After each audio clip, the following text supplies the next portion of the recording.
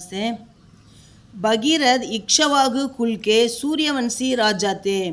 वे सत्यनिष्ठ, धर्मनिष्ठ और बड़े प्रतापी राजा थे। उनमें अपार धैर्य और साहस था।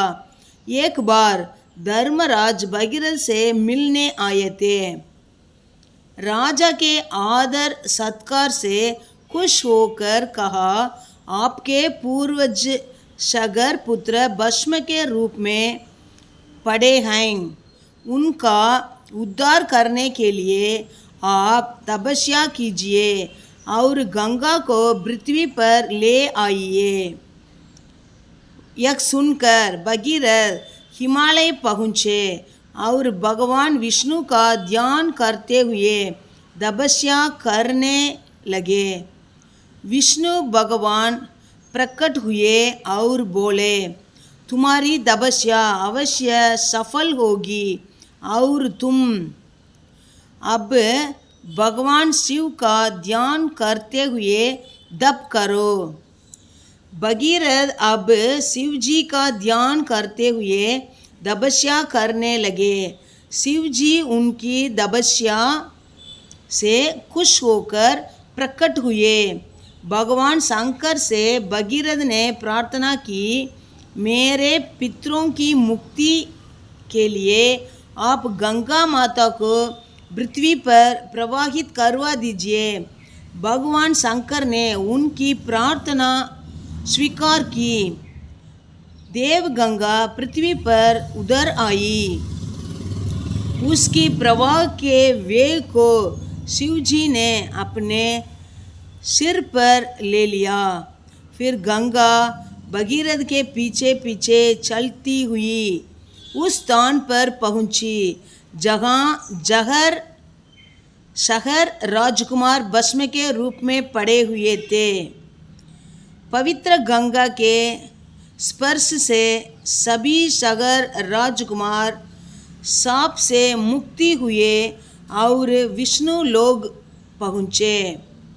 आज तक गंगा भारत का सुख पहुँचा रही है।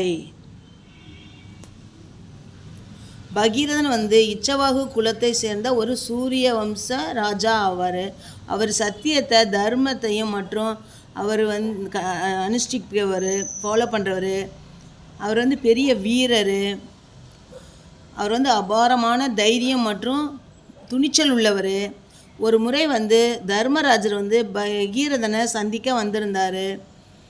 ராஜா நல்ல முறையில் உபசரிக்கிறதை பார்த்தோன்னே சந்தோஷப்பட்டு அவர் உன்னுடைய முன்னோர்கள் எல்லாம் ஷகர் புத்திர பஸ்மக ரூபமே சாம்பல் வடிவத்தில் இருக்கிறாங்க. அவங்களையெல்லாம் பாவ விமோச்சனம் செய்வதுக்கு நீ தவம் பண்ணு, அவங்க முக்தி அடைகிறதுக்கு தவம் பண்ணு.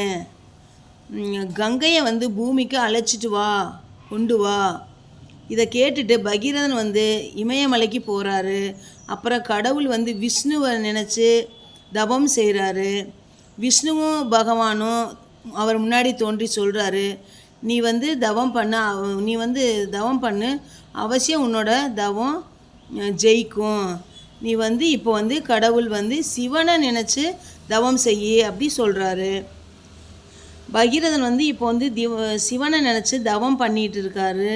அதுக்கப்புறம் சிவன் அவருடைய தவத்தில் சந்தோஷப்பட்டு தோன்றாரு. கடவுள் சங்கரை பகீரதனோட பிரார்த்தனையை கேட்குறாரு. அப்புறம் அவர் शंकर से பகீரதனே பிரார்த்தனா கி. கடவுள் ஈஸ்வரன்கிட்ட பகீரதன் பிரார்த்தனை செய்கிறார், வேண்டுகோள் வைக்கிறார், ரிக்வஸ்ட் பண்ணுறார். என்னென்ன, என்னுடைய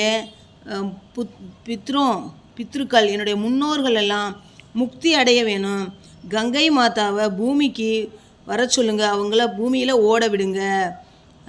கடவுள் சங்கர் அவருடைய பிரார்த்தனையை ஏற்றுக்கொள்கிறாரு.